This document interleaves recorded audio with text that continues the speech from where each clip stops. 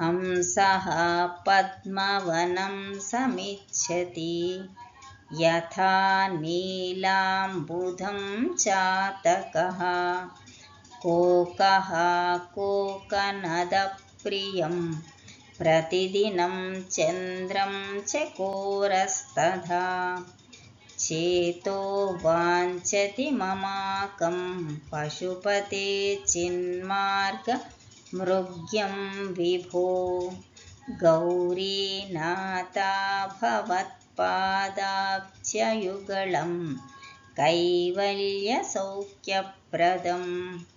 हे पशुपते, हे गौरीनाथः, हंसः पद्मवनम् इच्छति, चातको नीलिमेघमिच्छति, कोकः सूर्यं, चकोरः चन्द्रं, तदैव मम मनः ज्ञानाभिरन्वेषितान् कैवल्यप्रधान् तव पदयुगलम् आकाङ्क्षति।